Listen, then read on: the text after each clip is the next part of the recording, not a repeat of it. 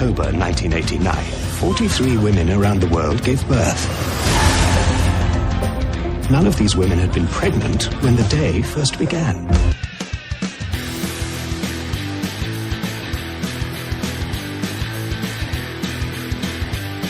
I have adopted 6 children, gifted with abilities far beyond the ordinary. Right, welcome everyone. This is episode 62 of the Comics in Motion podcast. I'm Chris Phelps, as always, and my good friend and co-host is Mr. Dave Horrocks. Hi, Chris, and hello to our listeners out there. Welcome to the Comics in Motion podcast. What we like to do here is we like to review movies and TV shows that are based on comic books. Myself, I'll be reviewing from the perspective of a long-time comic book reader. And I'll be reviewing from the TV and movie perspective. And what we also like to do is we also like to spoil the hell out of everything we review. So if you haven't watched our choice of the week, then we'd advise you to proceed with caution.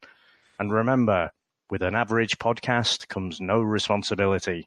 Now, Chris, bit of DC news to start us off this week. Obviously, we got to talk to Paul last week from DC World. Yep. And I'm sure they're all over this, but it's been a fairly busy time of it in the last week or so.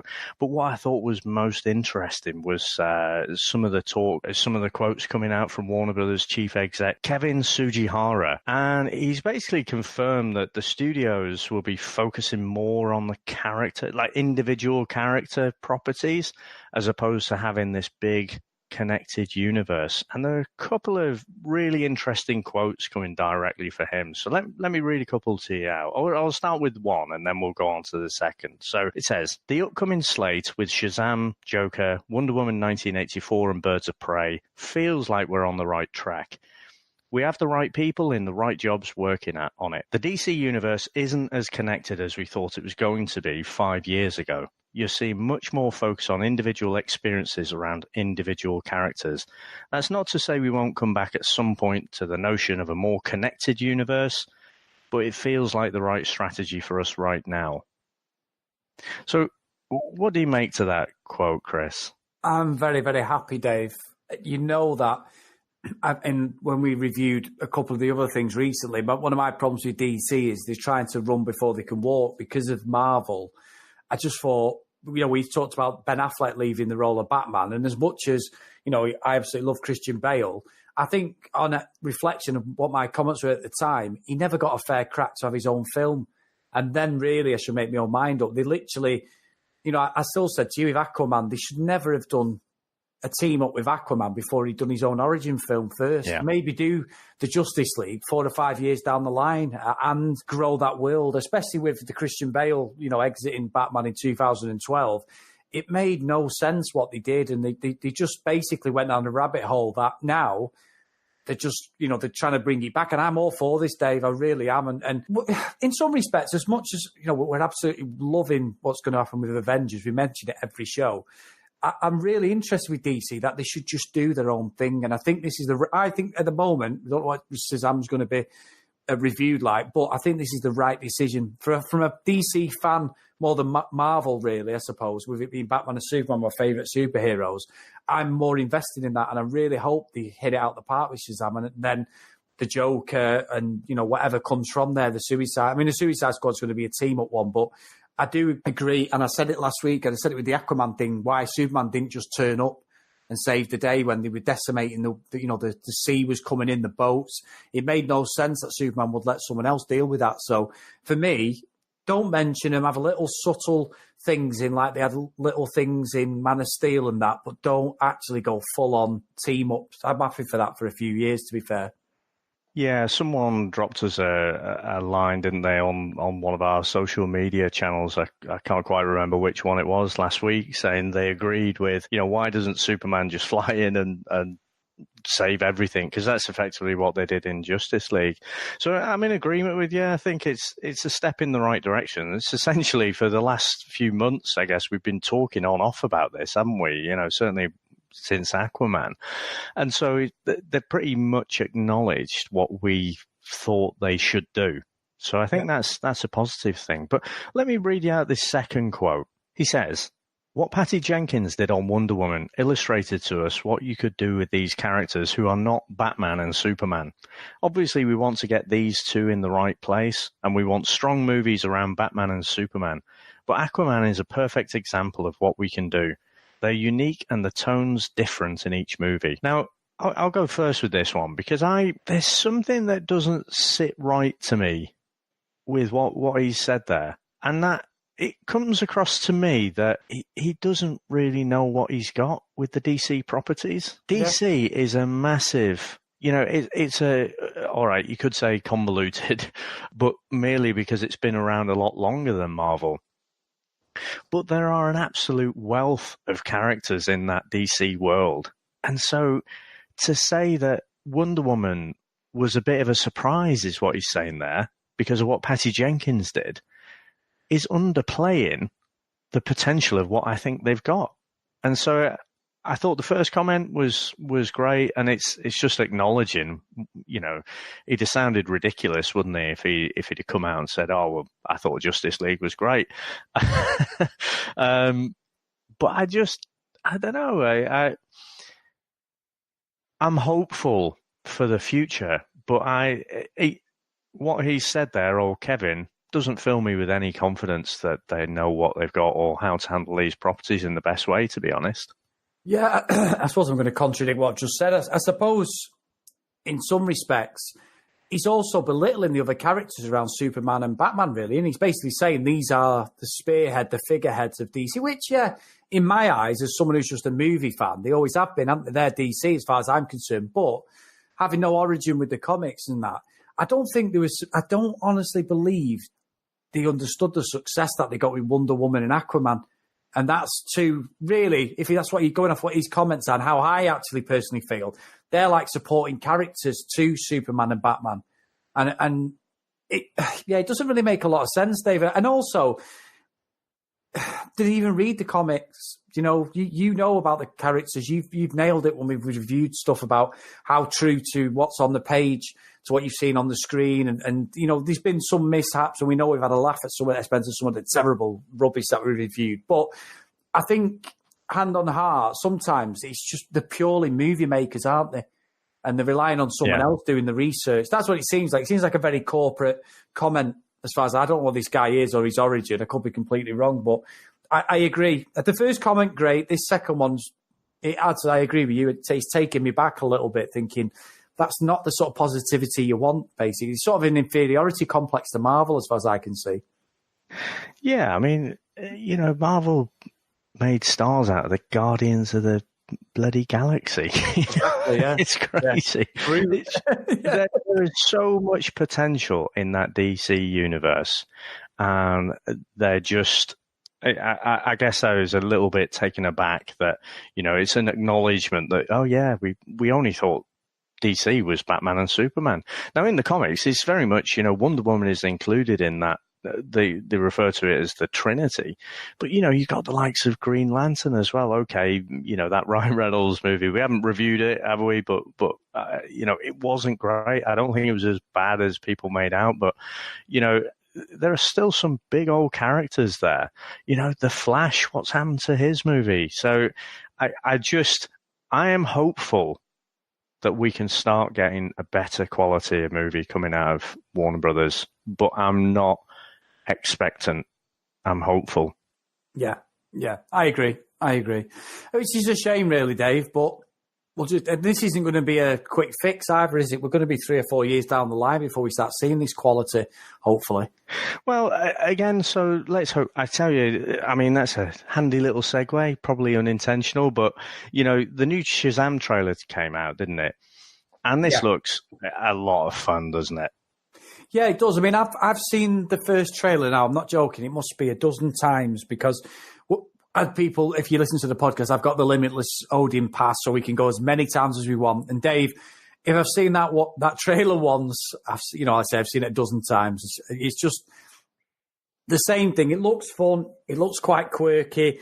It looks like a bit of a not a Deadpool type, tongue-in-cheek thing where he's really sending himself up, but there's something there basically. And this new trailer, I must admit, I watched it yesterday, and I'm all in on this, Dave. I've got to be honest with you. I think it's setting the tone of stuff that I like, where the jokes, I like the stuff in Marvel, where I think DC misses a beat. There's not enough humour in their films, and even in Man of Steel, which I rate. I know you don't rate it, but and like the Christian Bale stuff, there's like the odd one-liner, isn't there? A little smart comment from Batman in that, Bruce Wayne, and that's about it. There's always a little bit of interaction with Alfred and stuff, and it's one of them. It doesn't hit it off, but this does, and it looks really good. And I think his friend's going to be pivotal in the whole story about what he is. And I'm interested with Mark Strong being the baddie as well, because all I've seen so far is Shazam getting an absolute kicking off Mark Strong's character. So that's going to be interesting. But yeah, I think it's out April the 19th. It's been announced yesterday, Dave. So that's pretty good. So it's not that far off, to be honest. Yeah. But no, I mean, I agree. I can't wait for this one to come out. It does look a lot of fun. It's kind of hard not to think of Big, the old Tom Hanks movie. It'll be interesting. That's just from the trailers. But no, I like the fact that, like I say, it's going to be a lot of fun. This is the original Captain Marvel before they had to change his name to Shazam. So it's kind of interesting that you've had that all going on in history. The two movies are both coming out within a month of each other. So let's see. Again, I really hope that this one hits it out of the park for sure. On the slightly negative side, so it looks like Will Smith, we've seen the last of him playing Deadshot for the Suicide Squad. Yeah, I'm gutted about that. I thought him and Harley Quinn were the best parts about the Suicide Squad, as I said in our review, Dave. So it's a shame. It's a shame that he is, but you said conflicting diaries, basically, but I thought it could have been something Will Smith could have expanded on. There was definitely an origin film in him, Dave. Definitely. He was so good. So, I mean, conflicting diaries, what has he got that's more high profile? I mean, he was, post kind of Fresh Prince of Bel-Air, there was a period, wasn't there, when Will Smith was the biggest star in Hollywood. Apart from Suicide Squad, what's he actually done in the last few years? I know, and that's true. And so I was actually listening to a podcast yesterday, and they were saying that Will Smith had a lot of failures in his recent films, including Suicide Squad. I know it wasn't solely down to him, but then someone said he's absolutely elevated himself because he went on Instagram and took that by storm, didn't he? And YouTube, and he's doing these vlogs every day about his family and all this sort of truthful round table stuff he does with his family. And it's really took him back out into the open as he hit 50. He's done like bungee jumps, and all this because he's just touched 50 in the last few months. But he's filming a Bad Boys 3. Now, I like the Bad Boys film, but we're going like 15 years since he did the second one. We're probably more than that. It's going to be a hell of a stretch for Mike Lowry to be coming out being the womanizer that he was in the first two films. So I'll see about that. I don't know. I don't know what he's got coming up. It'll be interesting if they, for the Suicide Squad movie, whether they recast, so they bring someone else in as that Deadshot character. I think after the performance he gave in Suicide Squad, that'll be difficult to do. But if it's one thing about Warner Brothers we know, they're not afraid to just recast the whole actor. So, let's see there. But they could just replace him with another DC character. Which he may do. So someone like Deathstroke would be an obvious one, similar kind of marksman, but who knows? They might have other plans for him. He's a fairly high-profile villain. But also, so moving on, I guess sticking with Suicide Squad, kind of, the new Joker trailer was out as well. Yeah, but I've got to say, David, and it's quite a good section this for DC because we have been pretty much Marvel orientated recently, haven't we, with a lot of the news because there hasn't been a lot of DC stuff. And I've got to say, I'm really interested in this. I think it's got the tone of The Dark Knight in a lot of ways. The only thing that keeps sticking in my head is that Joaquin Phoenix is nearly 50 years old, if he's not 50. And I don't know what timeline, where this is in anything we've seen, if it's just a case of pressing the reset button and we're going again, because it shows him putting his face paint on and all this and like sort of running around Gotham or, Chicago, innit, Gotham, really. I'm feeling it, but I just don't know what's going to happen and how you're going to take him as a hero in the film, if that makes any sense, because he's not a hero, is he? He's a baddie and a maniacal baddie and everything that we've ever known with the Joker, really. Yeah, I guess, and like I say, we've just celebrated really that Warner Brothers are going to embrace just telling individual stories for, focusing on characters for individual movies, I guess. But you still want a little bit of a feeling that it's all connected, don't you? So if Joaquin Phoenix is here in this thread, and then we've got a different Joker in Gotham, are we still going to get Jared Leto in Suicide Squad? That's too much for me. So I don't know where it's going to fit either. I think I would still go and watch this because he looks more like the Heath Joker Ledger. The Heath Joker Ledger. Him as well, Dave. Yeah, that one. Yeah. That's good. There's another one for the Comics in Motion universe. The Heath Joker Ledger. The Heath Ledger Joker. He just looks like him, and the trailers, I think, look good. But where is it going to lead to? I'm not really sure. So let's see. The second reason I'm obviously going to watch it is because we're doing this show. So, but if we weren't doing this, would I rush out to see it? You know what? Probably not. I'll just see if there's any actual real point to the film. So I'm intrigued more than anything, which I suppose is the whole point, really. All right, so over to a bit of Marvel news now, Dave. So we've got Marvel's The Eternals, which is looking at casting its first openly gay character, which I think is really good. The MCU is celebrating 10 years. They're trying to diversify the characters, which I totally agree with. I'm sure you're the same. I don't know anything about The Eternals. Is this one of the comics you've read, Dave? I genuinely don't know who the characters are or anything. Yeah, I mean, I haven't read a massive amount. I think they came out in 1976. But I would say I'm certainly, hand on heart, I haven't been a massive fan of the cosmic universe for Marvel. I hadn't read much Guardians of the Galaxy before, it was announced that film was coming out, and I thought, all right, let's start having a look at these. It is going to be more in that kind of universe now, because the movie's coming out. Will we see a bit of them in Avengers Endgame? Maybe, but yeah, it's all part of that cosmic universe. In terms of casting an openly gay actor, I assume, because I haven't seen this news myself, I assume the character is gay, not the actor. Oh yeah. Yes, yeah, character. Yeah. Yeah, you can play anyone. It just have to be gay. Yeah. So again, we're 2019. I think it's, on the one hand, I think it's great, and on the other hand, I kind of think, how has this not happened before? But I guess the Marvel Studios has not been around for that long, so 10 years. So again, in the comics, they have had things like this. They had an event where you had one of the Alpha Flight members, North Star, getting married. So that was a gay marriage. And there was a lot that actually made, a lot of the national news and stuff in the various countries. And so, again, you think, why is this such a big problem? But yeah, it's one of those. So it's happening for the first time, and I'm sure it just breaks the mold a bit, and then we'll see more of that in the future. And also, Dave, we had the Dark Phoenix trailer, which is the final X-Men Fox. And I've got to say, Dave, The X-Men Fox? Is that a new character? The X-Men, no, the X-Men Fox, isn't it? The Fox. Yeah, Fox. Yeah. 20th century Fox. Right. Not the X-Men Fox. Throw another one in there. There's another character. X-Men Fox, yeah. He kills him with his tail. Anyway. Boom, that's terrible. But anyway. Boom. Boom, yeah. Good old Basil Brush. Good old Basil there.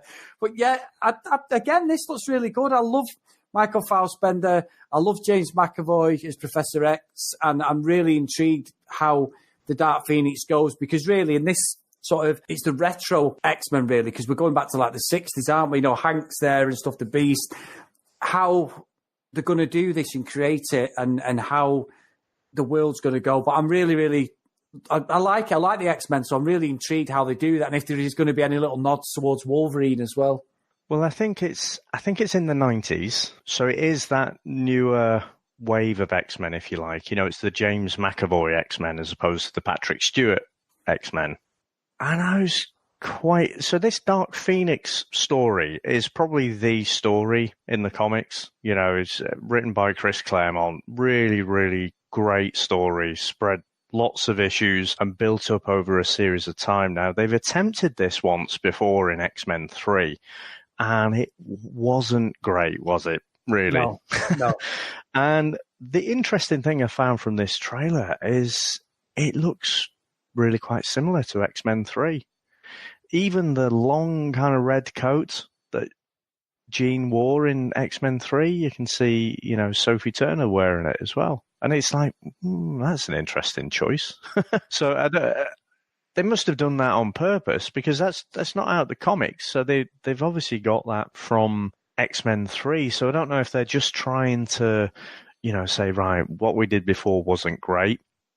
In Days of Future Past, they rewrote the timeline so that it wrote out, you know, what they'd done in X-Men 3. So it's like, okay, we're going to have another go at it. But the most shocking thing to me was the spoiler in it.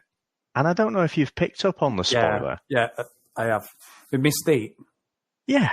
Yeah. Why would you do that? And you know, we say we spoil everything for stuff we review. I'm not going to spoil something for a film that's not out already. But if you just watch the trailer, listeners, or rather, if you catch the trailer, and if you don't want to be spoiled, don't watch the trailer, because there is a massive spoiler in it. And so I've not really seen that. I think in the last few years, we've seen people, you know, the movie makers get cleverer with the trailers. Look at Endgame, right? It gets you excited about watching it, but you've no idea what's going to happen. Yeah. Whereas this gives you pretty much what's going to happen. Yeah, which is just bizarre. So yeah. Bizarre. I mean, I don't know. I was just utterly flummoxed by that. But it may not be the last thing that Fox do with the X-Men, because we've got the New Mutants coming out, or supposed to be coming out later this year, haven't we? But again, they've had reshoots scheduled. They don't know. They haven't shot them. So it just seems to be sat there kind of half made. And there were rumours coming out this last week that they might just do the reshoots later, but under Disney, and then just stick it straight on the Disney streaming service. Yeah. Yeah. And I'll be a little bit I'll be more than a bit disappointed, to be honest. I do like the New Mutants. I think it was a great book that came out in 1982. I mentioned it last week, I think, when we did Titans, because there was a lot of similarities between the Teen Titans and the New Mutants. And so let's see. But yeah, Dark Phoenix may be the last one, but in theory, currently, they have scheduled the New Mutants for later this year as well, but a lot of speculation that won't happen. Now, final bit of trailer news this week. So, a little bit shocking. I usually put the trailers on for my kids as well, but this Hellboy trailer was an R-rated one, so I'm glad I checked this out first. So, I mean, did you manage to catch that one? Yeah, I did. Oh, I think you tweeted me, actually. Yeah, I tweeted you. I'll tell you why I tweeted you, Dave, because we both said the London setting of that first trailer, we mentioned it on here, and you'd said in one of the previous podcasts that it got pushed back, and that wasn't always a great sign because of reshoots and for whatever reason. And I was like, oh, this looks terrible. It looks like a guy in a YouTube homemade video trying to be Hellboy. But I've got to say, this new trailer has got me on board. I think it looks like it's going to be pretty good. It's got a real charm and sort of fun. There's some real funny one-liners in there. The action looks good. It looks like the origin of Hellboy is in there. So for me, it did everything that the first trailer didn't, and it got me invested in it to actually go watch it. And I know it's only out in a few weeks, so I'll definitely, we're going to obviously review it, but I'm interested, Dave. I really am. Cool. Yeah, I mean, I agree. It looked a lot better. I mean, for that first trailer, it looked like Hellboy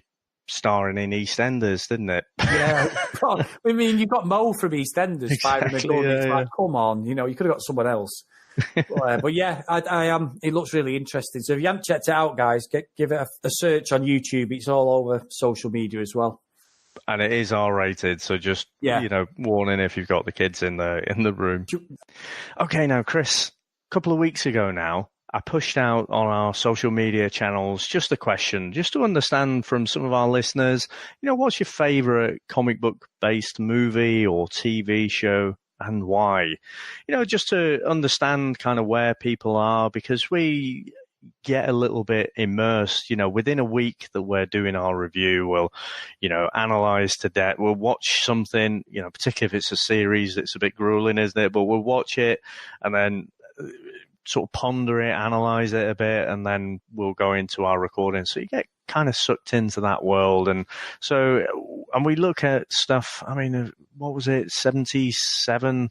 The Spider-Man one, that's the earliest one we've done. So we've done a bit of 70s, bit of 80s, bit of 90s, and a bit of 2000s, and right up until our new releases. So you've got 4 decades there.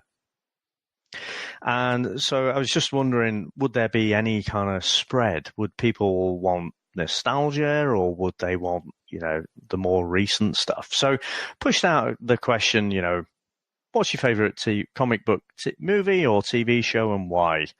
And the key bit is, and why? So, Chris, when you're at school, they tell you, read the whole question. So our first response came from a Mr. Christian Phelps, and it goes, Smallville.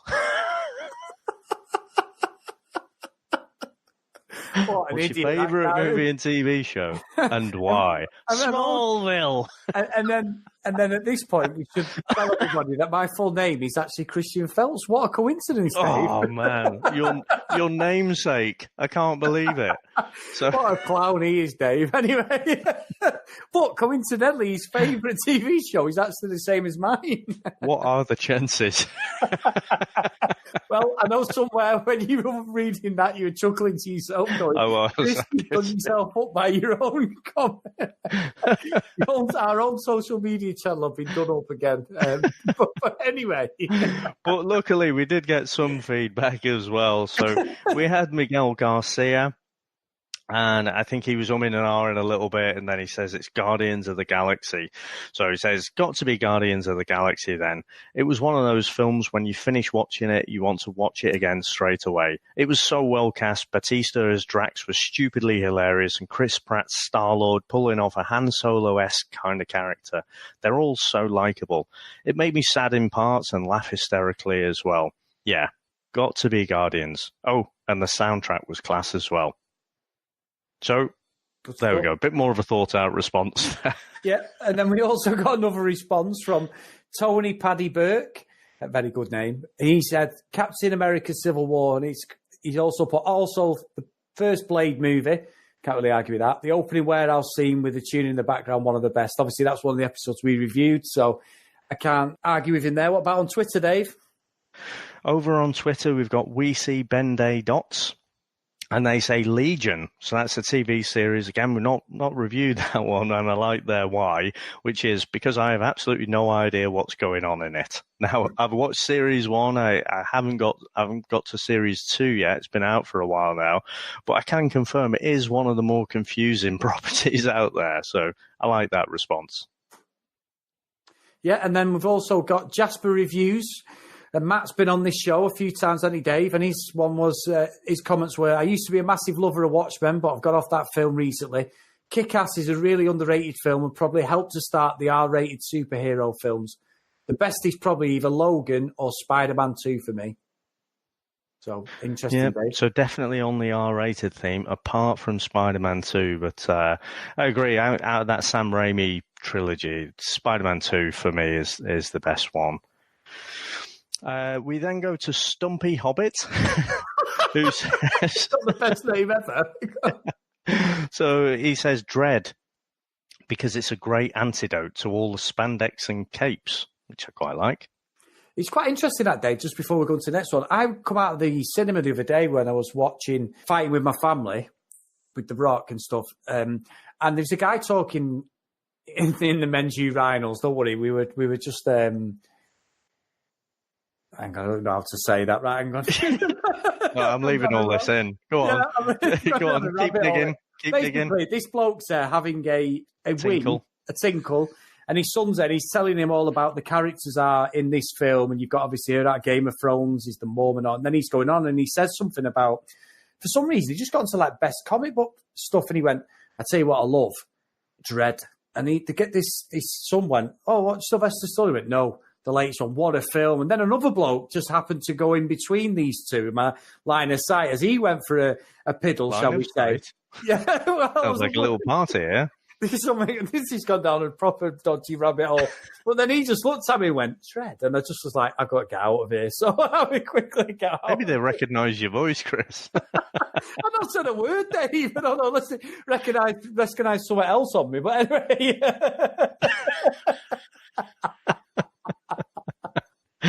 Oh, dear. That's walking the line, that, Dave. Anyway, but yeah, so just interesting and just a little comment that I heard this weekend. And then the final one on Twitter was by L-Sue23, not as an exciting name as old Stumpy above. I love The Punisher because Billy's psychological void is both horrifying and yet compelling. And Frank's willingness to do everything it takes is both relatable and even inspiring in a messed up way. So thank you for that, L-Sue23. Very good. And another honourable shout out. So we did have one more on Twitter, again, kind of missing the wire a little bit, but this was from 20th Century Geek Bod. And they say, Preacher's my favourite comic series and Captain America Winter Soldier is my fave movie. So again, two high quality properties there. Again, we've not touched on Preacher. We should probably tackle that. I think we're on series 3 now. So we should start at series 1 for that, I think, because, I don't think you've seen it, have you, Chris? No, not at all. Yeah, so we should definitely tackle that one in the future. Now, Dave, what have you got for comic background and what are we actually reviewing today, please, mate? Now, Gerard Way was the lead singer for My Chemical Romance, and they hit their heights round about midway through the last decade when they had their double platinum album, Black Parade. Now, this came out in 2006.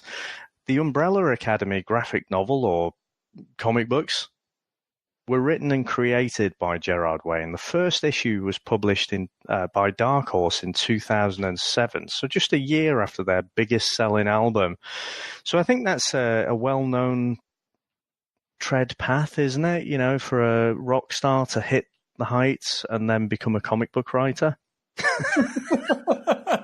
Yeah, or one of them, Dave. But yeah, I actually can't think of another one. But you know, he's clearly got a passion for it. You know, so he didn't need to do this. Now, a lot of the concept artwork as well was written by. A lot of the concept artwork was drawn by Gerard Way as well. So, although they had a chap called Gabriel Barr, he was the artist on those issues of that first graphic novel, so Umbrella Academy Apocalypse Suite. He was quite an artist as well, but he ended up kind of going into the writing side of things.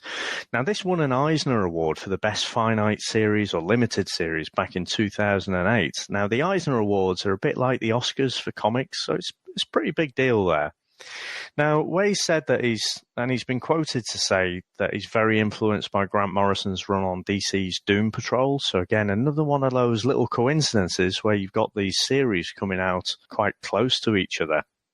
And in 2016, Gerard got his chance to write Doom Patrol. So completing that kind of loop, I'm sure that was quite a thrill for him. Now, after that initial Umbrella Academy series, there's been a couple of follow-ups. There's supposed to be a 4th in development. I highly recommend to pick up that first volume because it's quite a light read, so it's not that dense. You know, it doesn't take you too long to get through. Now, it was on sale on Comixology last week. It's gone up again. If you wanted to catch a digital copy, you can either go to Comixology or Amazon. Comixology are owned by Amazon, but sometimes you do see the prices that are different. Or, you know, if you prefer the hardback or the paperback copies, you can go and get them. But a really, really good read there. Now, Chris, have you got any series background for us? I have, Dave, yes. Originally, the Umbrella Academy was going to be made into a film around about 2010. They started writing for it. Mark Bombat was the original writer, and then he got replaced by a guy called Rawson Marshall Thurber. No, it didn't really go anywhere. Around about 2012, they were toying with the idea of a movie adaptation, but that never actually took place. And then in July 2015, it was announced that Umbrella Academy would be being developed into a TV series rather than a film. It should be produced by Universal Cable Productions, And then on July 2017, it was announced that it was actually going to be coming to Netflix, and they greenlit the whole series, and it was going to be coming out in 2019. So give it a 2-year production cycle, which is pretty good. It was written by Jeremy Slater. He wrote the whole plot, and Steve Blackman is the showrunner and one of the main directors of the actual series. Now, the first episode was released on the 15th of Feb 2019 worldwide, so there was no sort of delay over in America or anywhere in the other territories. Everywhere got it at the same time. They started the sort of principal filming over a year ago, around about 15th of Jan in Toronto, with some additional photography in Hamilton as well. But by July 2018, the whole production had ended, which is not a bad 7-month run. Critically, it's at 74% approval rate on Rotten Tomatoes, which is really good, with a 7.24 user base based on 61 reviews. And it is a favourable reviews on there, which is really good. On Metacritic at the moment, it's at 62%, a bit less forgiving out of 100, and that's off 18 critic reviews. Again, like I said last week with Titans, this will probably change because people will not necessarily have got the time to binge watch it. So there'll actually be more reviews and the score could waver either way, depending on what the response is. So, and that's it really, Dave. There's not a lot to say, really. The only thing that did come up in the reviews was that it was a lot of the reviewers who had no understanding of the actual comic background said it was very, very similar to X-Men, which I believe it is as well. But that's coming probably from me as well, who doesn't know anything about the Umbrella Academy comics or the origin. I knew nothing about it until I actually watched the first episode. So, but yeah, that's about it, mate. That's really interesting, that, because I think I mentioned it last week. You've got this strange triangle because Gerard Way has said, his primary influence came from Doom Patrol. I've not seen any quotes from him saying that he was influenced by the X-Men. Now, Doom Patrol and Uncanny X-Men came out in the same year. I think Uncanny X-Men came out about 3 months after. So if you think about that, you wouldn't be able to, when a comic hits the stands and, someone to go and read it and then think, right, I'm going to create another comic. To turn around that in 3 months, I think would be quite aggressive. But this was a time when, you had the Marvel and DC offices and a lot of the staff used to, go out for drinks and stuff after work, I believe, and, discuss what they were working on and stuff like that. So it's not inconceivable, just a sentence or a brief synopsis of, what are you working on? It's not that inconceivable that someone like Stan Lee might have just taken that basic concept of Doom Patrol and then created the X-Men out of it. Yeah. But of course, the success of X-Men as far outstrips Doom Patrol at the minute. But there are a lot of similarities because I see the same thing. I honestly haven't read that much Doom Patrol, so when I see this, there's a lot that's familiar. In terms of the X-Men, you've got that dysfunctional family. I'm sure I'll keep touching on it, but there's a lot of parallels with the Dark Phoenix, with what we see with Vanya. And so I'm intrigued now to read more Doom Patrol. And if I read more Doom Patrol, I'll probably, understand a bit better. Am I actually seeing X-Men or am I seeing Doom Patrol and I think it's X-Men? If that makes sense. But you do have that interesting triangle between Umbrella Academy, Doom Patrol, and X-Men for sure. So, Dave, it's review time. Are you ready to go? Yep, let's go for it.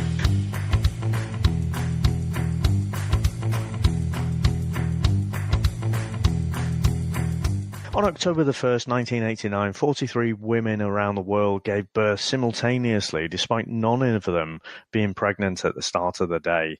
Now, 7 of those children were adopted by Sir Reginald Hargreaves, from which he created a superhero team called the Umbrella Academy. Hargreaves only gives the children numbers, but their robot mother Grace does eventually give them names. In the present day, these estranged siblings are informed that Sir Reginald Hargreaves has died. Now, Chris, for this first episode, I have to admit to you, I came into the first episode with a distracted attitude, quite honestly. So, when you stick something on the TV, but you're playing about on your phone and stuff as well, and then you kind of look up and you realize, I've got no idea what's going on here. So I made it must have been about 3/4 of the way through that first episode. And I just realized, you know what? I've no idea what's going on here. So I just turned it off, walked away, and then came back to it the next day to start watching it again. And then actually paying attention to it, it sucked me right in from this first episode. And from there, it set quite a high bar, and started to enjoy it from there. So, I mean, what were your first impressions of this? It's almost like you've written the same script for me, and I'm not trying to be a yes man and just totally agreeing with you, Dave. I'm sure after 60-odd episodes, you know that we have our own opinion on things, and we've done. But I was the same. I watched these. I said to people before on the podcast, I finish work around midday because I start so early, and the afternoon time is when I will watch a film or whatever we're reviewing. If it's at the cinema, and obviously we've got the cinema, and I did the same. I think I sat there. I had my laptop on, Netflix on, I had a brew, and I think at one point I nodded off about not far into the first episode, and I thought, oh God, what are you doing? Yeah, and again, I didn't have a clue what was going on, and then I took a step back and I thought, right, I'm gonna have to watch this again, and I didn't go right back to the start. I remember about 15 minutes I was invested in it, and then I just got totally waylaid with everything, and I went in again, and there's a point, obviously, where in the actual first episode, which I think you're probably the same, and it just got me in. I just thought that is absolutely fantastic. Now, are you going to say, or am I, Dave, that scene for anyone who's not watched it? It's brilliant. Well, I mean, we haven't collaborated before this, have we? So no. But I think I know what you're going to say, and that's when you have that kind of dollhouse effect, and you've got Tiffany's I Think We're Alone Now playing. Oh, amazing. I don't know why, because it's not even a song I would put on in the house. It's an 80s classic in it, but it was just like, it's the sort of thing you'd hear at like a reunion gig, wouldn't you, or something, or these 80s reunion with our Spandau Ballet or Tiffany or whoever. But yeah, it was brilliant, because they'd all gone back to the house, hadn't they, because of the father dying, and they'd all been at loggerheads with each other. And there was a couple of little allegiances where, like, number one, who's actually Luther, he's got quite a good relationship with Alison, and number three, and there's a bit, even though the brother and sister, or as such, there's a very close bond between them, and they're on the same page. But Luther and Diego don't like themselves. They've had a fight, haven't they, in the courtyard when they've got the father's ashes, and we get introduced to Klaus, who's just absolutely amazing character, and I just think the whole way they did it added they've got superpowers one way or the other, but it added a realism and a dynamic to them you don't really see. And I think we just reviewed, and it's quite a good comparison, I suppose, and it goes to be a bad comparison. We've just reviewed Titans last week with Paul, and this, for me, even in the first episode, explained everything a lot easier. It was a lot easier to watch. It wasn't a grind. I didn't feel that I was clock watching at all throughout this whole series. I know we're talking about in general the first episode here, but I genuinely thought the writing, everything, I don't know, it just felt more believable for me, Dave. Yeah, I mean, so I must admit, Chris did have a little bit of a thing for Tiffany back in the day. And that song was absolutely huge. Now, hand on heart, though, I kind of got the songs muddled up in my head, because I also had a bit of a thing for Belinda Carlisle. Oh, I like Belinda Carlisle. Yeah. Oh, yeah. So she had a song around about the same time, Heaven is a Place on Earth. Yeah. And I was kind of mixing them up in my head. But what I loved about it, these characters, they've obviously been, this young superhero team, and you see various flashbacks of them as we go through the series, but now they've all grown up. They're very different people. They don't particularly all like each other, because they are very different. But in this whole dollhouse, I think we're alone now scene, you've got them all dancing very differently, very uniquely, but dancing to the same song.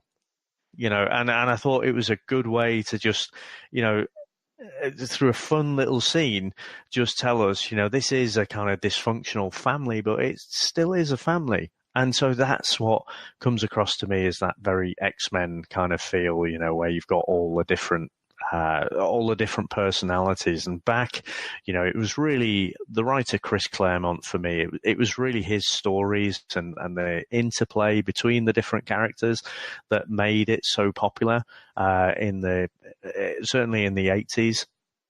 And I thought number one, so Luther, who's the space boy, you see straight away he's got this unusual frame, hasn't he? A little bit of a silly, Dallas gone mad size shoulder pads, it seems at first. And you're wondering, if you haven't read the graphic novel, you're wondering, well, what's going on there? That looks a bit weird. But did you recognize who it is?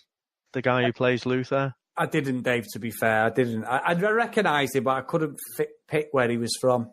So I had to look him up, to be honest, but it's one of my favourite little scenes, just a few seconds of a scene from Game of Thrones, because this is was it the last season or the season before? I think it might have been the season before, but you have Jaime Lannister, and he's got the Tarleys on his side, and he rides up to this young chap, and he says, Rickon? And he corrects him for his real name. He goes, Dickon. and you've got Bronn there, who just absolutely gives out this massive belly laugh.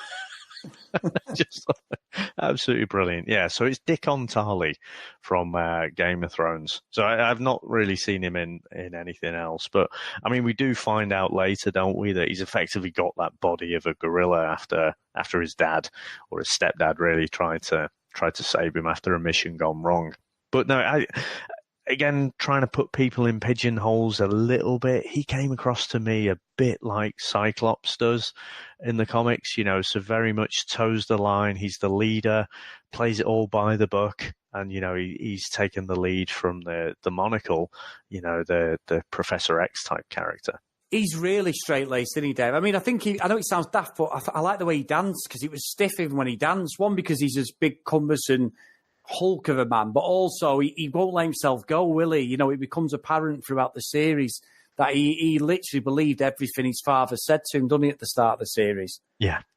He's a good character, interesting character. And I think the dynamic, it needs it. He's got like the superhuman strength, and he's the sort of, he is the leader, but he's not without fault, which I find really good, to be fair.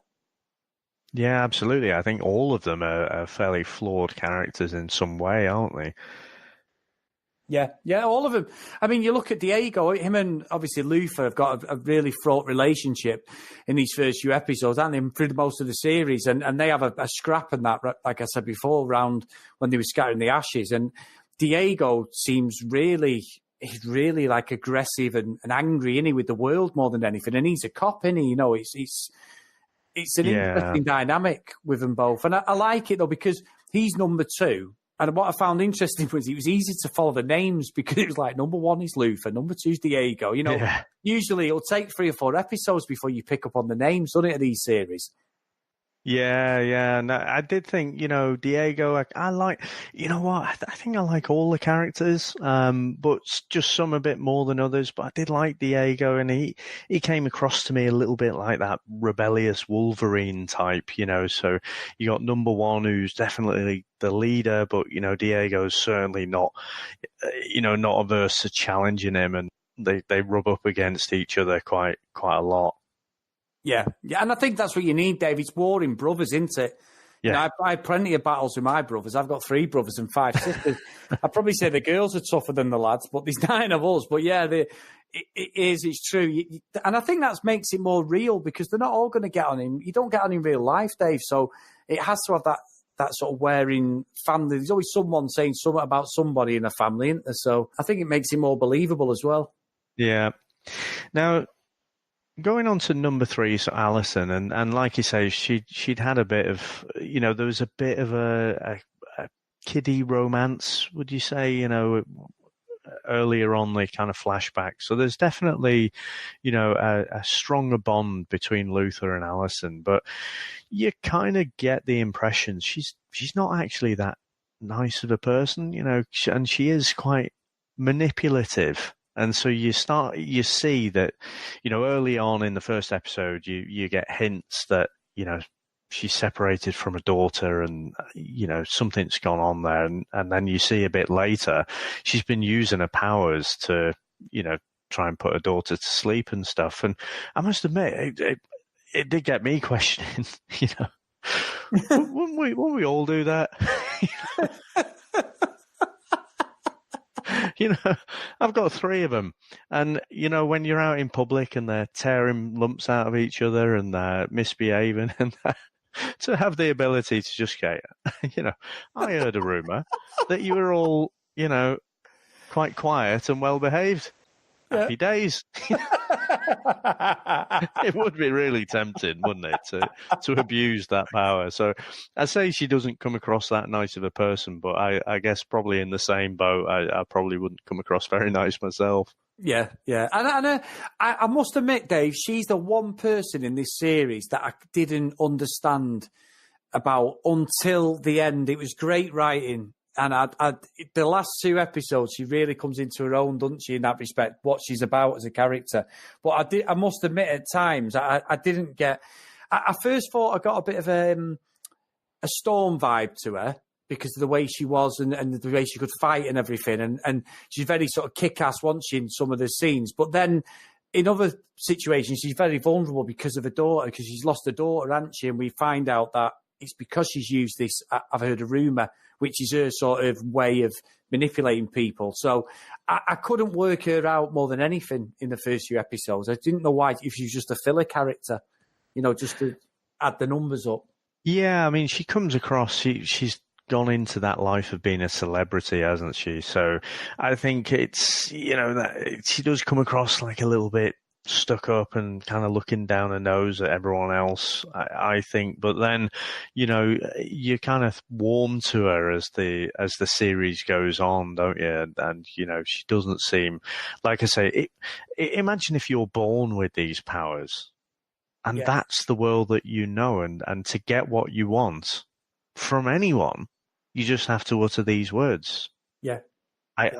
I think that must be a tremendously difficult thing to not have it control you, and not have it influence you. We had you haven't seen the first series of Jessica Jones, have you? But the Purple Man, so David Tennant's character, it's the same sort of thing. He just has to tell people what to do and they do it.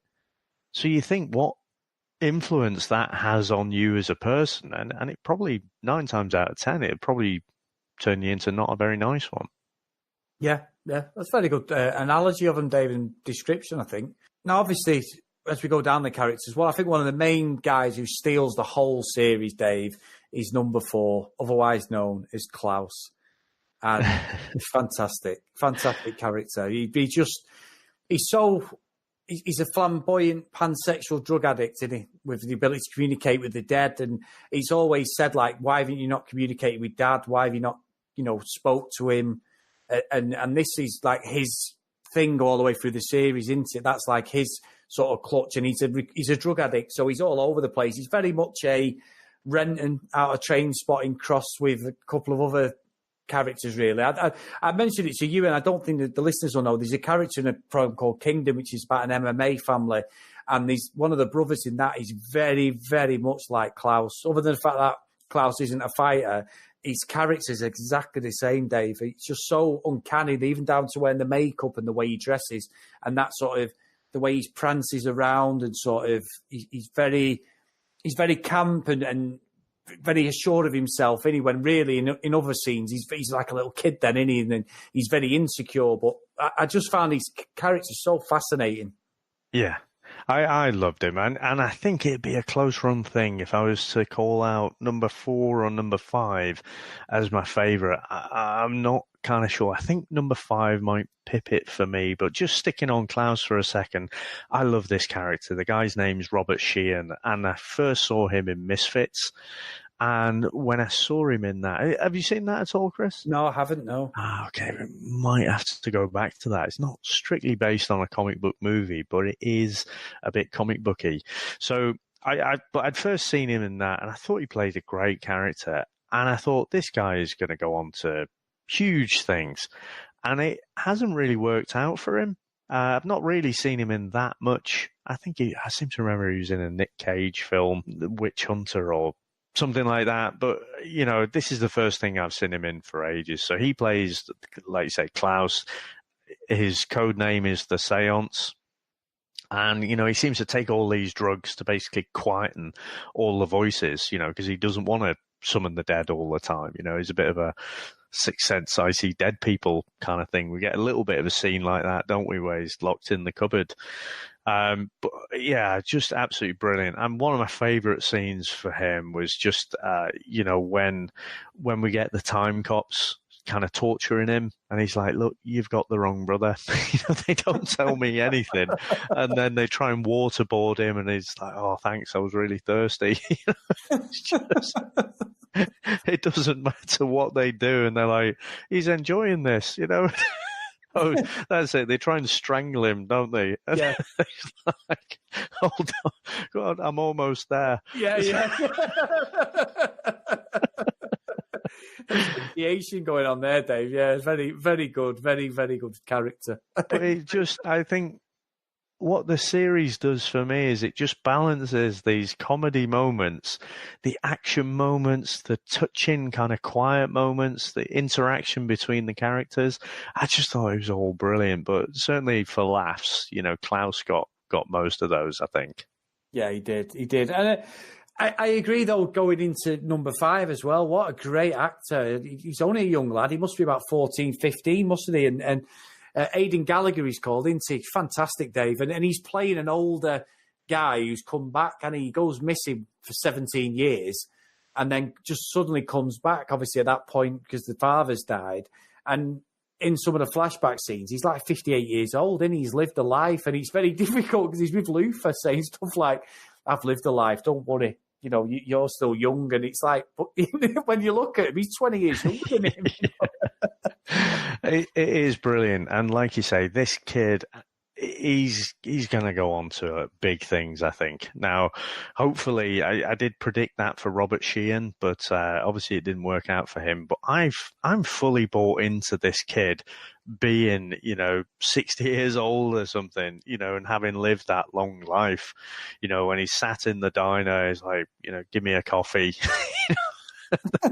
It's just absolutely brilliant. And yeah, he's got the ability to jump through space and time, and he ends up he fast forwards and he ends up in this apocalyptic world, and he's struggling to get back. He ends up getting recruited into the Commission, which is basically an agency that keeps tabs on the timeline and figures out who could threaten it and corrects things. And so he ends up working for them for a bit, and then ends up manipulating his way to get back. But instead of his old kind of however old he is, on the order of 60 years old, when he pops back, he's in his little school uniform and shorts, isn't he? Which is, it's just a brilliant execution, I think, of, like I say, just playing that older character in that younger body, and how the other characters interact with him as well, because it's a bit of a mind bender, isn't it? Because you kind of he's a 60-year-old, but when you look at him, you just see this young kid.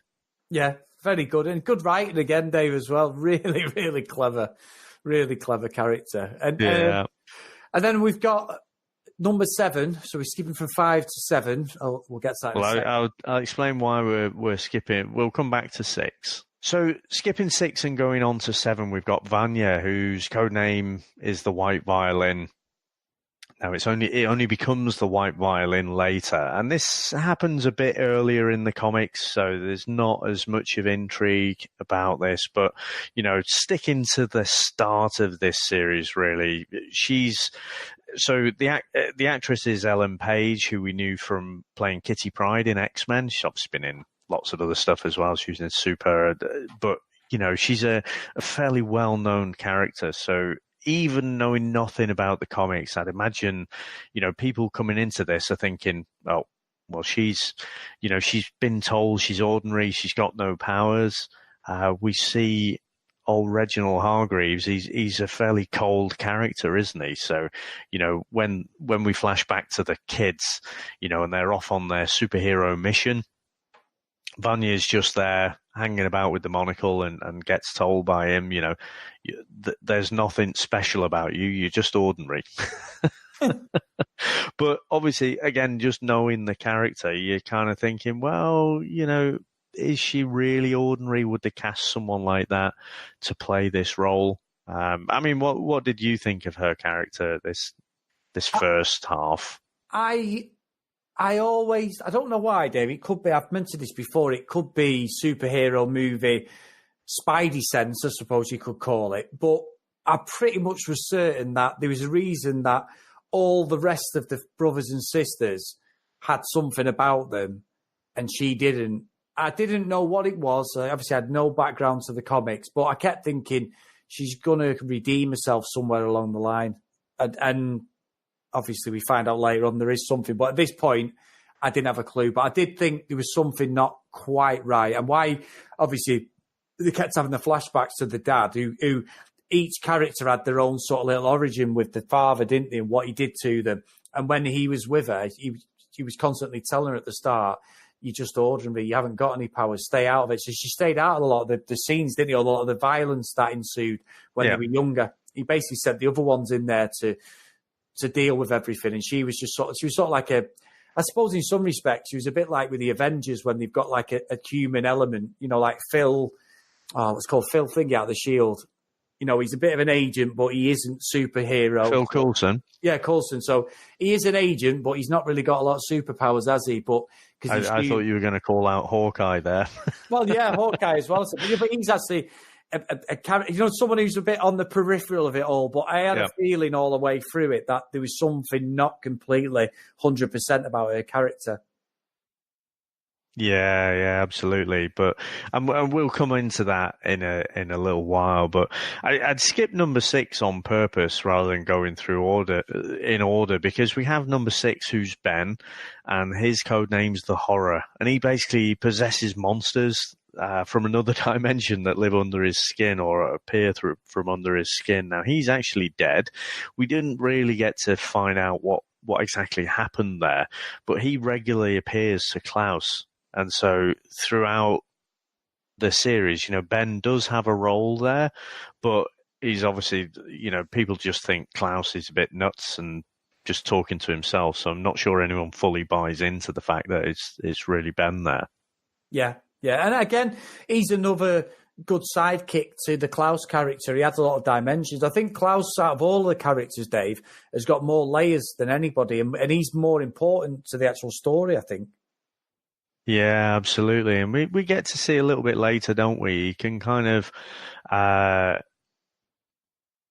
he can become physical as well. So he can actually land punches and things, but between Ben and Klaus, they don't know how to control it. So I think in a second season, we might see a bit more of Ben, but, again, we'll discuss that towards the end and maybe speculate a bit about what that second season might be.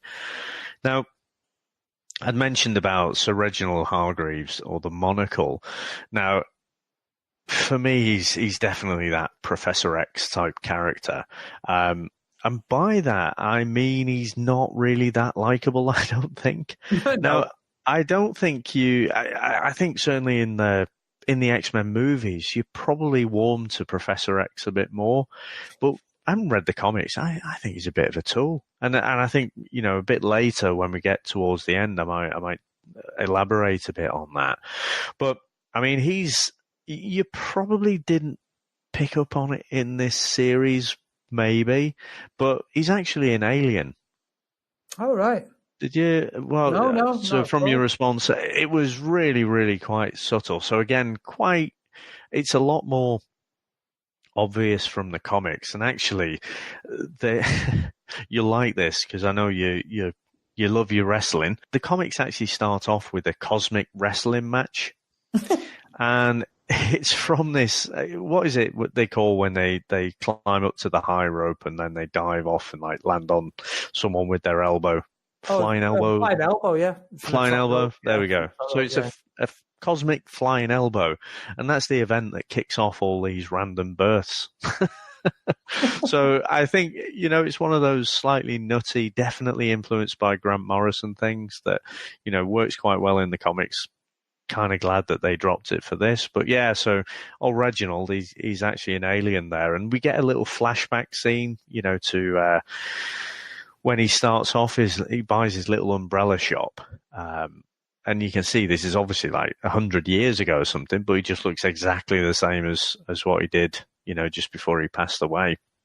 Oh, right. I didn't even pick up on that, Dave. Yeah, so I think if we got a second season, we'll probably, it'll be a little bit more obvious, and I think a lot of people might go, "Oh, I didn't even notice that." There were no clues, but like I say, there are a couple of clues there. Now, I guess the last character just to touch on a bit is Pogo, who I quite like. So Pogo's a chimpanzee and an assistant to Reginald, and I was watching this and I'm thinking, God, the CGI on this is pretty damn good, because I had to keep reminding myself this is TV.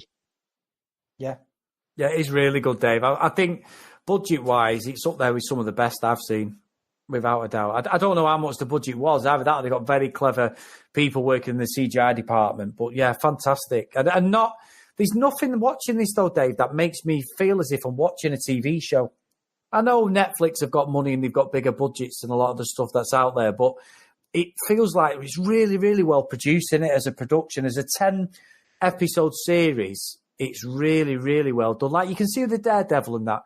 They've got some great visual effects, but there's no CGI, is there? Because it's all about the cosmetic side of it. Matt's getting beat up or whatever. There's a lot of believable stuff in that. This is a proper, like, movie-type CGI. Yeah, I mean, I agree. It's very high quality.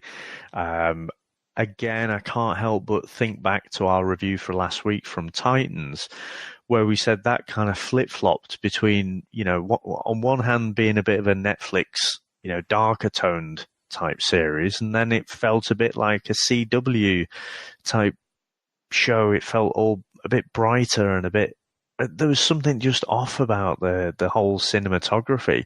But this, absolutely, I think this is a step above where Titans was.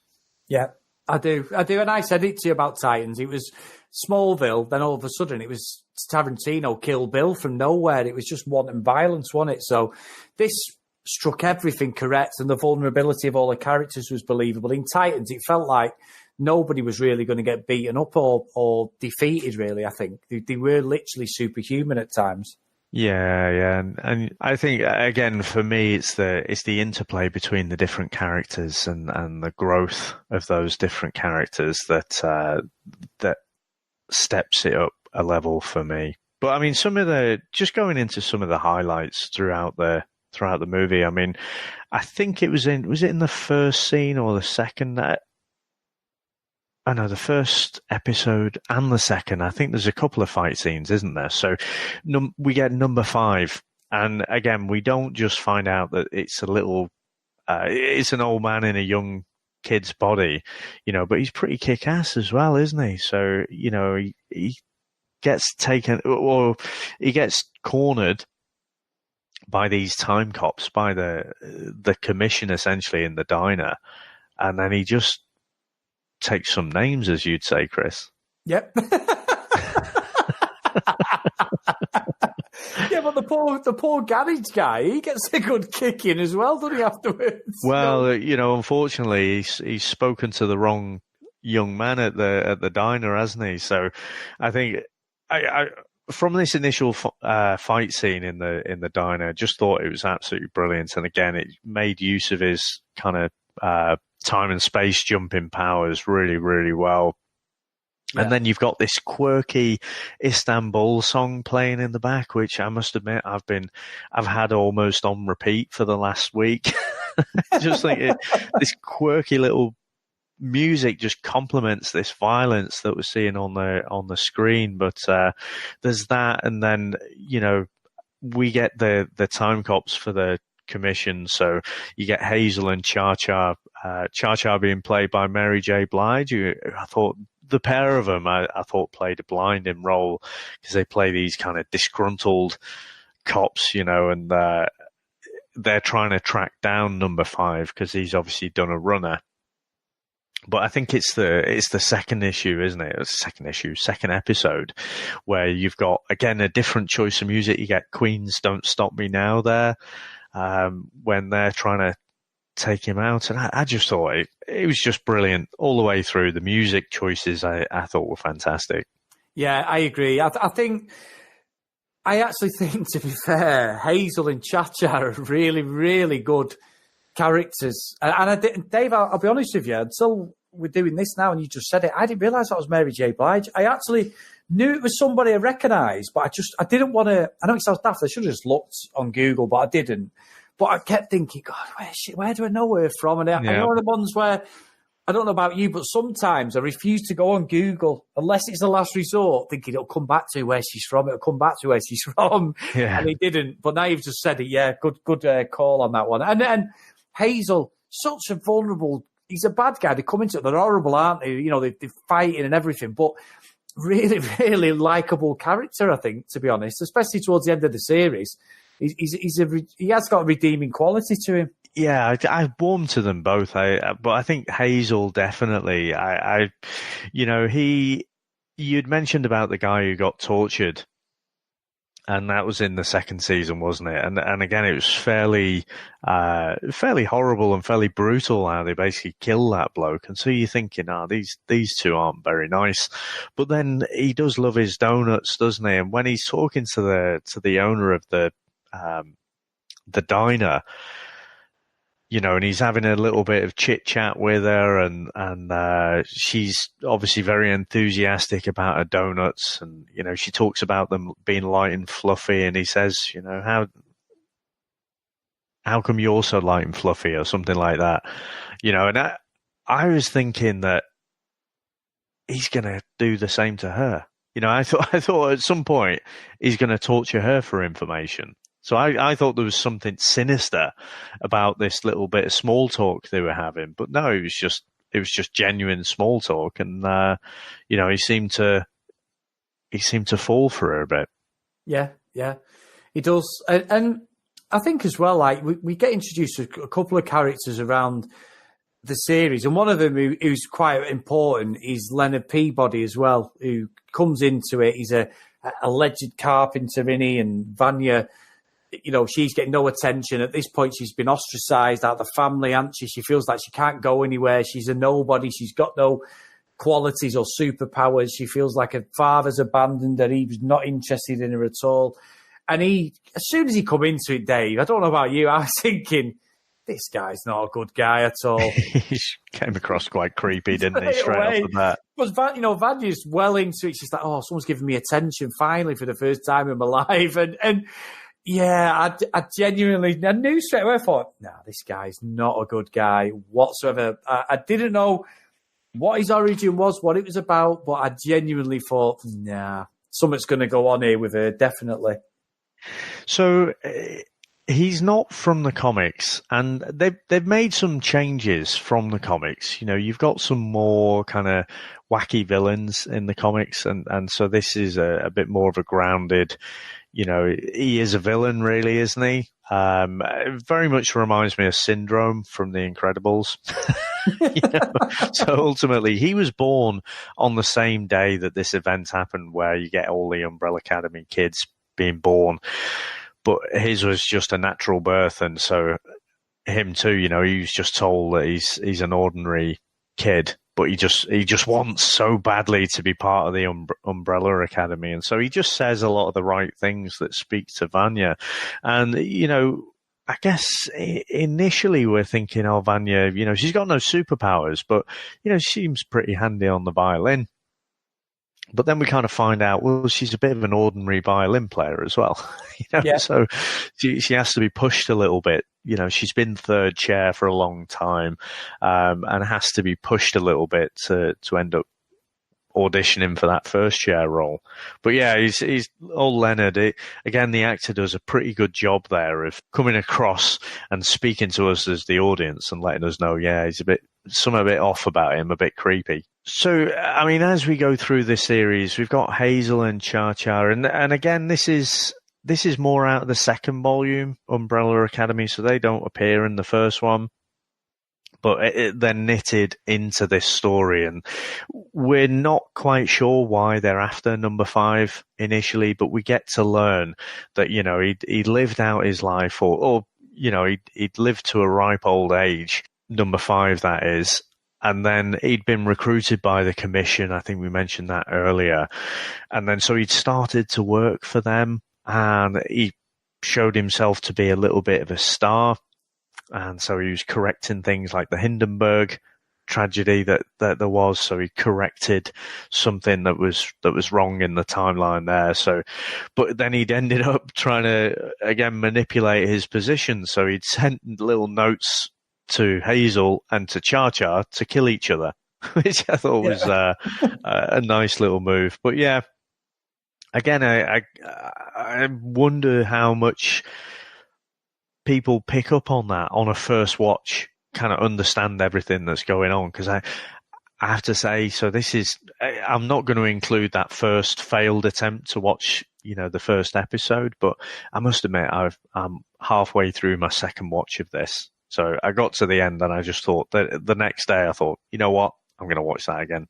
Yeah, I think it deserves to be watched again as well, because I will watch it again quite soon, because there's so much stuff there, and there's a lot of stuff that you won't pick up on a first watch, Dave. I think it's one of them shows that there'll be a lot of things when you get to the end, you'll think, I don't get it, but I didn't see it. But I know, even just by reviewing it and by what we've both spoke about so far, there's stuff that I need to go back on as well and look at, because you do get distracted watching these sort of things, don't you? You can't, hand on heart, say for 10 episodes you're going to sit there, you're going to have your undivided attention. In this day and age, it doesn't. But it's such a good thing. It's literally blinking. You'll miss it sometimes with these things, because I did not pick up on about the father, like you mentioned before, at all.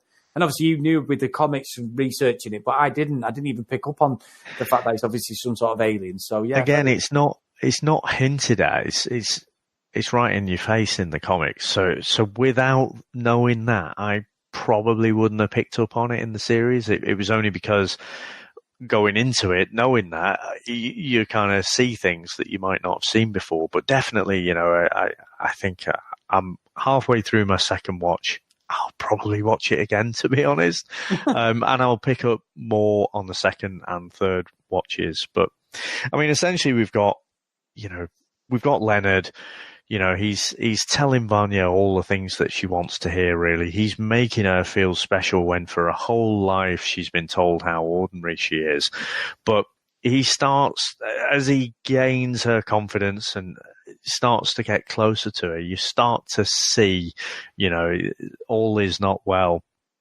And you find out that he's actually done time for quite a bit, hasn't he? You know, yeah. So he's killed off his dad and done time for that. So he really is a quite unsavory character.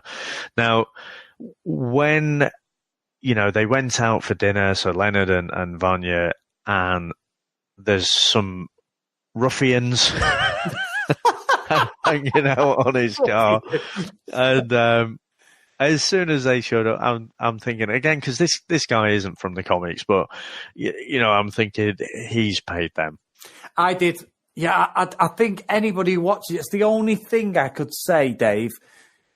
Sorry to cut across you. I genuinely did think he's got something to do with these guys, because they were just so in his face, weren't they, from nowhere? Yeah. And they give him an absolute kicking, because in Leonard's warped mind, he believes that by making her vulnerable and not being able to help anybody, and someone who she loves is getting hurt, that it'll bring out her powers. And it works in a warped type of way, doesn't it? Because she's just frozen, doesn't she? This sort of force comes out of her, and she just froze these three guys into vehicles and everything, because Leonard's got an absolute pasting, hasn't he, within an inch of his life, basically. You know, we find out that he's lost his eye, hasn't he? But in the hospital. But yeah, she ends up killing two of them, and one of them's critically ill, aren't they?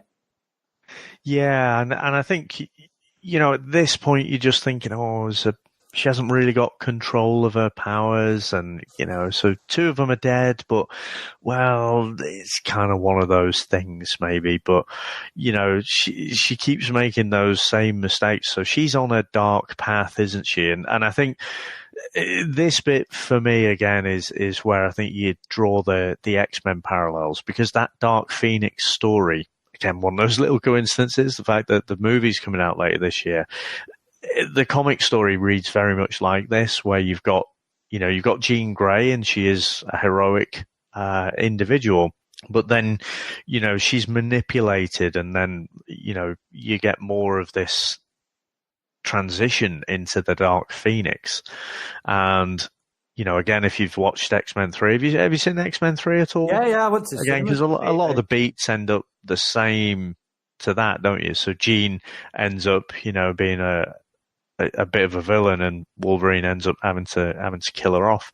So again, I definitely got this kind of Dark Phoenix vibe, as she starts to get more of those powers, and she's a bit reckless and really dangerous with them.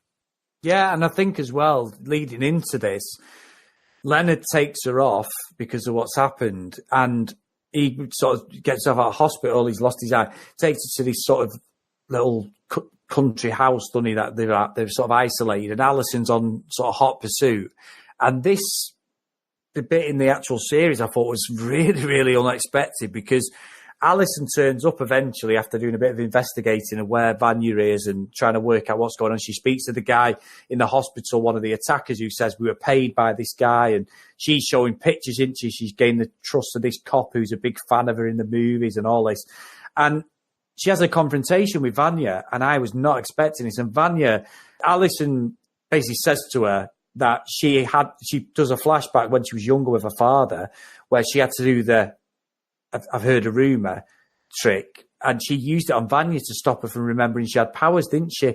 And It all comes back to Vanya, and Alison tells us, like, we can take a clean slate. And just as Vanya's about to attack, she goes to say it, and Vanya slices her throat open, doesn't she, with the violin, the violin stick, whatever it's called.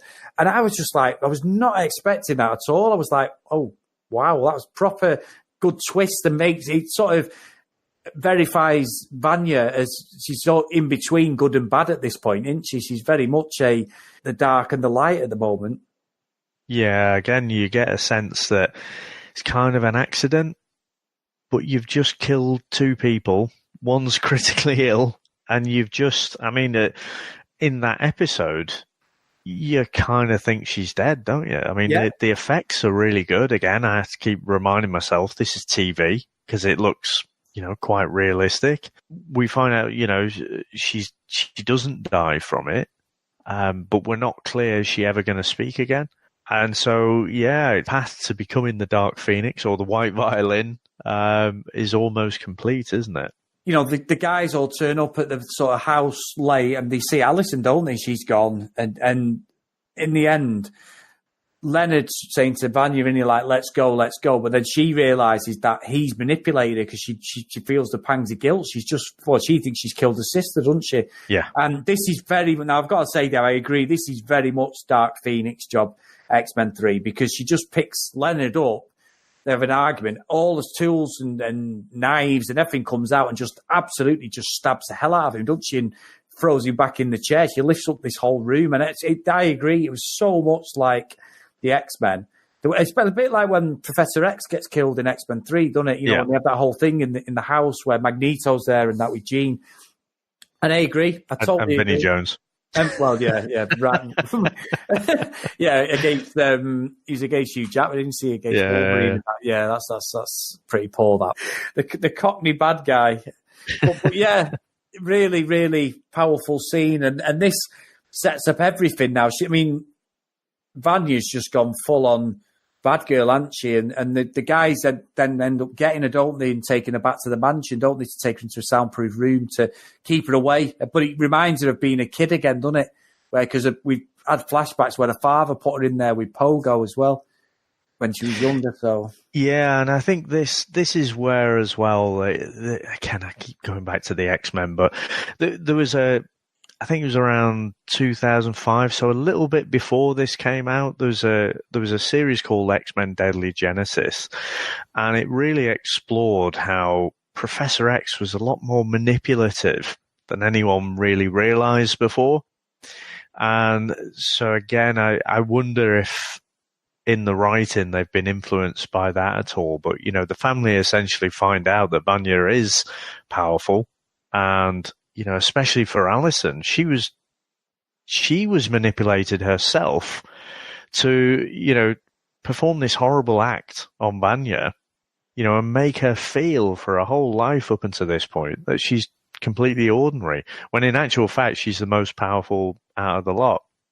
Yeah. Now, from Hargreaves' point of view, old Reggie, he's probably thinking, well, it's a necessary evil, in the same way that Professor X was saying, you know, he was trying to quieten the Phoenix down because she was so dangerous. So basically, you know, walled off part of her mind to try and, you know, keep her ordinary and you know, keep that part of her psyche out of the main part of Jean's mind. So again, just there's so many parallels here, but yeah, once she's killed Leonard, you know, because I think that's about episode 9, isn't it? You're thinking, okay, kind of thought he was the baddie, he's just the facilitator, really. So Vanya's gone full on, you know, she is definitely the baddie now. And for me, it's not just about, you know, she's realized she's had powers, especially with the effect she does in her eyes. I mean, in the comics, she's all white. So again, I think good choice for TV. They just make the eyes quite white. She does look like she's kind of possessed, doesn't she? She just goes full on psycho. Yeah, she does. But basically, it shows that she's the most powerfulest one out of all of them, didn't she, have all the children? And that control, it was something she couldn't control when she was a kid, and now it's all come back to her 20 years later. She's just wanting destruction into everything in a path. It's just, nobody at this point can really stop her with what she's doing. You know, I like this white violin, David. Is this the character when she's in the comics, like when she's fully turns? Because she's got the white violin, the white suit, and she signifies everything. And she's got the eyes. She's got the proper demon eyes, really, as well. Yeah. I mean, if you look at that first volume, it's right there on the first cover, so you can see her if you stroll around to your local comic shop. But I must admit, I mean, again, you know, in the comics, it's the same. He goes in a different way, but I was sad to see Pogo go. Yeah, it was. He was a good character, strong character, but as we go further on, is he completely gone, Dave? You know what I mean? Because Grace is also killed as well, isn't she? So it's like you never know with season 2, shall we say? But yeah, she basically just takes the whole mansion out, doesn't she? As you said, and they're trying to find out where she is. There's a great scene in the bowling alley, isn't there, where they're in the bowling alley and this girl's there after the mansion's gone and Vanya's disappeared, and the girl comes over and goes, "Look, if you're not going to play bowling."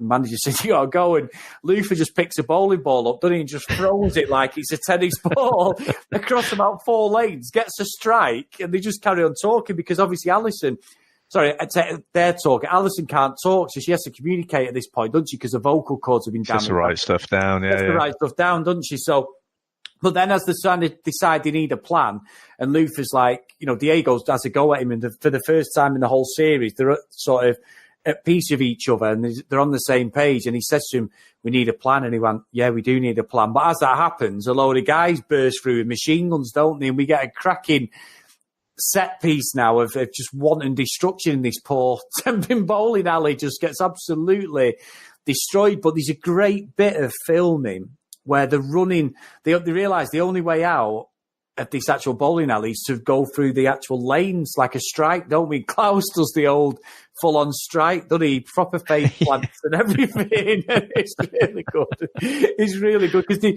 they've realised they've got to go. They know Vanya, even though she's in this state as the white violin, she's still going to do her performance at the theatre, isn't they? So they know they've got to go there to get her because she's going to sort of.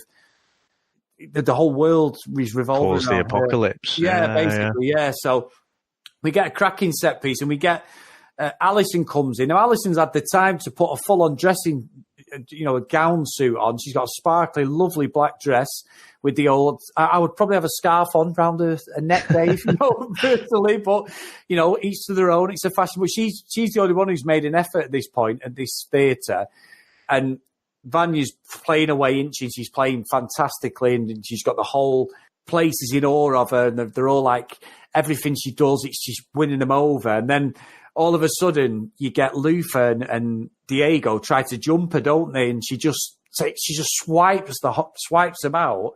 And then everyone just carries on playing, don't they? And it's just wanting destruction then, in like absolute bedlam in this theatre. I just thought it was brilliant. And it was such a clever way of introducing a character more, that she's under control now of what her powers are and that, and the absolute destruction she can lay on anybody. I think this last 10 minutes or so was really, really good.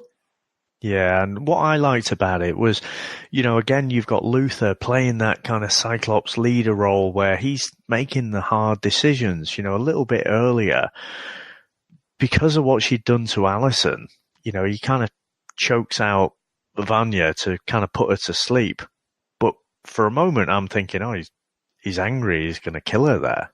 And he's the one who locks her up in that soundproof room and again makes those hard decisions, whereas everyone else in the family is sort of saying, well, she's still our sister. We can't really help her when she's in there. So, again, in this final scene in the theatre, you've got that same conflict. She is the bad guy. Yeah. We've got to take her out, but she's our sister. So we need to do it in a way that doesn't really take her out. So I thought it was really, really good. And I've got to say, Dave, as well, within this whole set piece, one of my favourite scenes is where Klaus, these guys who've attacked him in the actual bowling alley, they appear at every angle of the theatre, don't they? Just start raining bullets down. Number 5 ducks for cover. Luther's there. Alison, they're all ducking for cover. A split off from that, when it gets that second, obviously Diego starts fighting with Cha-Cha, doesn't he? And he's trying to beat the hell out of her because of what's happened with them killing his girlfriend, the police lady. But it's when Klaus reveals to them all that he can see Ben, and Ben takes over. He takes over Ben, doesn't he? And Ben becomes just like a hologram, doesn't he, to take out all these guys. And they all start believing him then, don't they? All look up and just say, oh, Klaus isn't mad. And Ben's there with like his octopus tentacle sort of thing around the theatre, just chopping and maiming all these like henchmen, knocking them in half and everything. And what I found really good is he does all that, and they realise they've got to go after Vanya then, don't they? Like, what we're going to do, like, create a ring. But what makes you laugh is I think Diego turns around and goes, he's benning on this. Oh no, so that's the time traveling bit. Then he goes, he's benning on this, because then all of a sudden it validates everything that Klaus has said. He's not mad. They all think he's mad, don't they? But he's not. Yeah. They can see. And I thought that was really redeeming. I love them redemption things within the series, Dave. And I thought that was probably one of the best little turns in the whole thing, to be honest.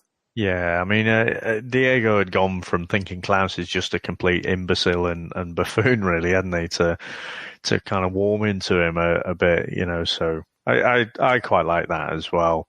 Yeah, it's my sort of bread and butter with these films, Dave. I love a good redemption to a superhero as such. And obviously Vanya then, at this point, they surround her, but Vanya then takes out all the guys, doesn't she? And she picks them up. Very much, it reminded me slightly, not as, it's better CGI, but the old Superman 3, Dave, with the old finger when Robert Vaughn's sister gets taken over and she has that white stuff. Oh, yeah. She's the robot, isn't she? And she has the tentacles then, a bit like what Ben had, and she takes out Luther, Diego, Klaus, and number 5, and she's got them in the air, and she doesn't want to kill her. They said one of us will get through, won't they? And the one who gets through is actually Alison. Now, obviously, she could say, I've heard a rumour, but because she can't speak, she can't do it. She has a gun pointing at Vanya's head, doesn't she? But you're thinking, she's not going to shoot her. Is she going to shoot her? She's going to shoot her. And she doesn't. And because of the sound and everything, she just puts the gun to her ear, doesn't she? And just blasts it off, which drops all the guys down. And Vanya then collapses into her arms, doesn't she? And it's like, but at that point, number 5's already said the apocalypse is still going to happen, didn't he? He thinks that by killing Leonard, because he had the eye, didn't he? He had Leonard's eye and stuff. Yeah. It's going to stop the apocalypse, but it doesn't. And she fires off then. Vanya fires off to the moon, which then splits off this big chunk of the moon, and all these proper stars and fire just comes firing down from the moon, doesn't it, to create the apocalypse? Yeah, I mean, essentially, so mission failed. We've been on it for 10 episodes, and, she's destroyed the moon, and so you've got all these fragments coming down to the Earth, and that's what is starting the apocalypse. So 5 comes out with the idea that they need to go back in time. Marty, Great Scott! it's your kids. Something's got to be done about your kids. We need to get 1.21 gigawatts, and we need to go back to 1956 or whenever it was. But anyway, but yeah, so they're going to have to go back in time, and so they go back in time, and the team all reverts to teenagers, and then we're done. Yep, that's the end of it. You get a little apocalypse. You get Cha-Cha gets taken out, doesn't she? She's doing the old Matrix thing on the phone, and she's trying to sort of get out, and she gets taken out. You get the guy he's a security guy, and when he sat there reading, and then he gets taken out. And like you're saying, that's the end of the series. And I must admit, I did fast forward the credits, thinking, "Come on, is there going to be an after credits thing?" But there isn't, is there, Dave? And it's just basically season 2. You know, there's going to be a season 2 now. Yeah. I think if ever there was an ending that begs, give me a season 2, it's this one. Now, I said years and years ago, I remember watching this series called Invasion. I watched that, yeah. Did you watch it? Did you? Yeah. Because not many people, I don't think, watched that. But this first season, it was really intriguing. And then just towards the end of it, because it's a bit of an invasion of the body snatchers kind of thing, and gets to the end of the season and it's really starting to ramp up, and then they cancelled the bloody thing. And I was thinking, right, that's it, I'm done. If you're going to finish like this, I am done.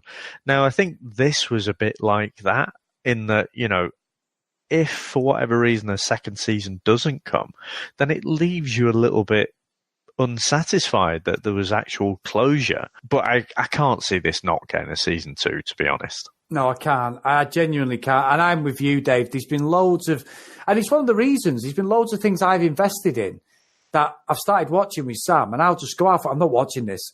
And she's like, why? Because I know full well it's going to get cancelled. And I'll say to her about 6 months later, and I always keep up to date with the news, not just because of our podcast, before the podcast. And I'll go, that series you watched, it was on the first day. She'll go, yeah. I go, yeah, it's been cancelled. And she's like, you're joking. It's been loads like that, Dave. Did you give a bit of a Nelson? Ha ha. Yeah. I used to do that, Dave, when I'm on the phone about 20 miles away. Without striking range. I'm getting a backhander. But no, there's been loads of series where we've done the same, me and Sam, where I remember Lost finished, like you say, there was a few sort of Lost clones afterwards that was very similar. And there was one with one of the Fiennes brothers, and it was really good. And did you see the one where it was the guy at Breaking Bad, the one who was is it Gus? He was in it, and it was set where all the planes fell out of the sky, and they went back to sort of having to farm everything, and you had to live like it was like the 1700s because no electricity was working. It was on Sky One, and we watched like the first series, and the first half of the season, I was like, this is brilliant. It's only a couple of years ago, Dave. And it was terrible after that. It went really downhill, and then it got cancelled, I think, after the second series. But I opted out after the first one. I was like, right, I'm not watching this. It's going to get cancelled. And Sam's like, no, it's not. And I went, yeah, it is. And he did. He really did. Awesome. Well, should we go into our final review? Let's go.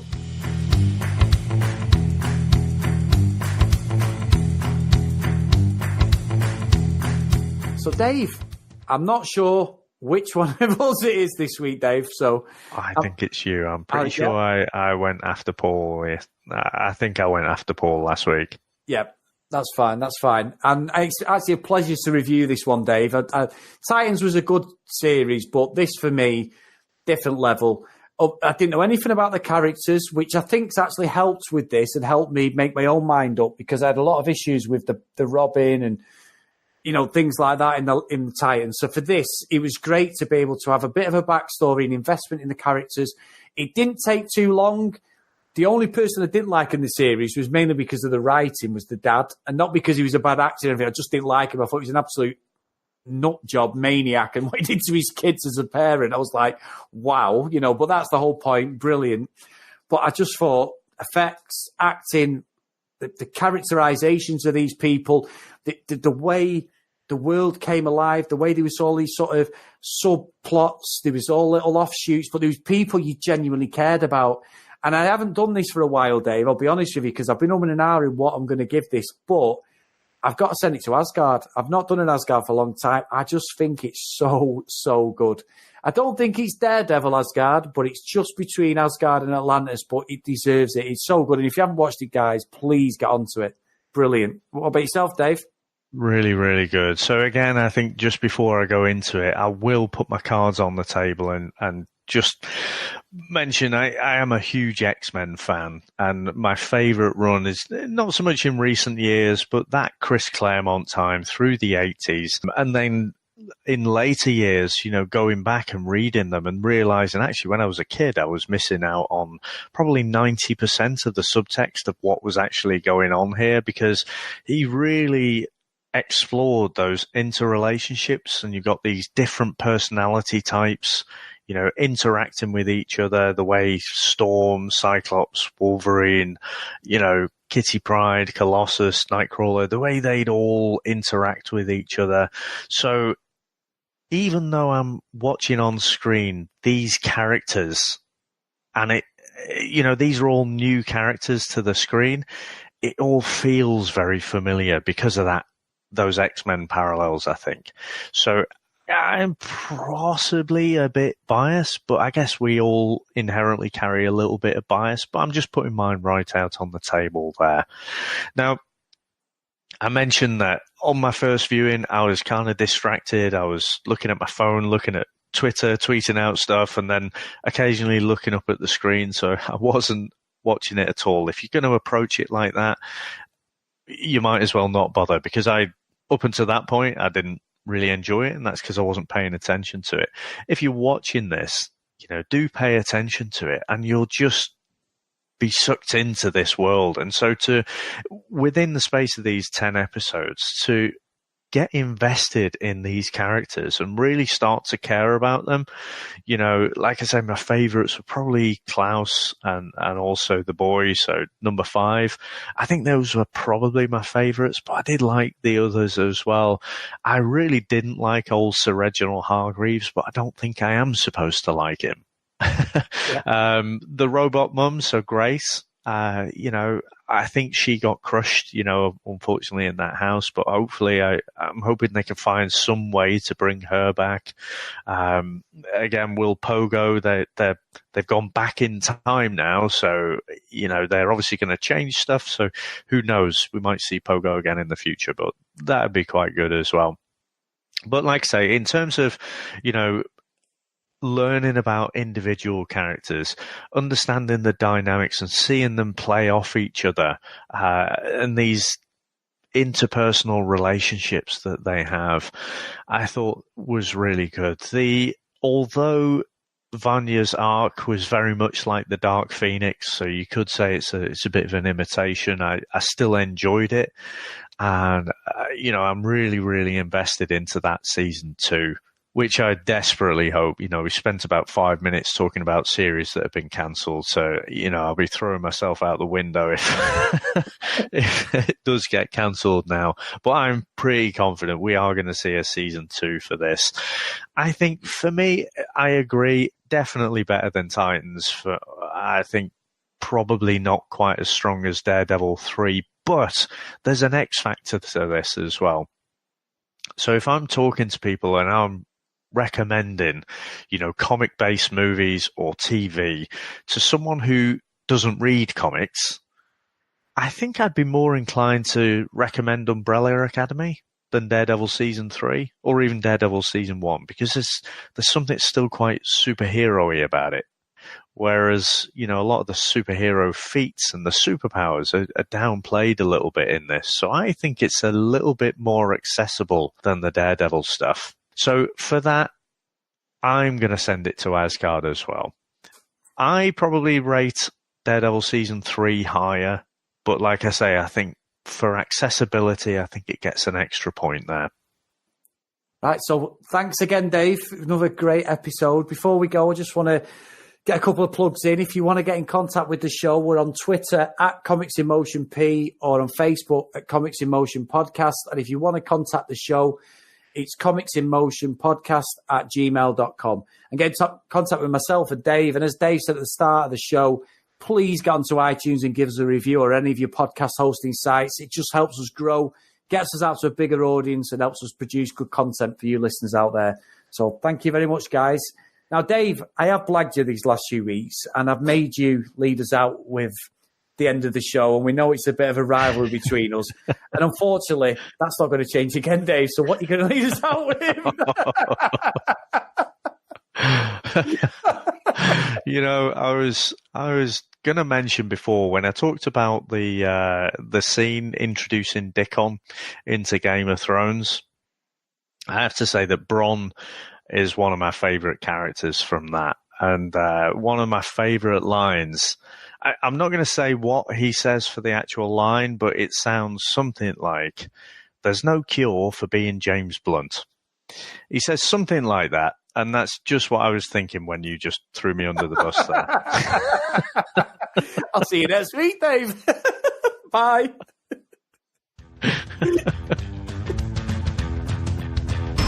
I give you the Umbrella Academy. Does anyone wish to speak? He was a monster. Is that my skirt? Oh, yeah, this. It's very breezy on the bits. Well, to see nothing's changed. I jumped forward and got stuck in the future. Get up, we're going. Where? Save the world. Oh, is that all?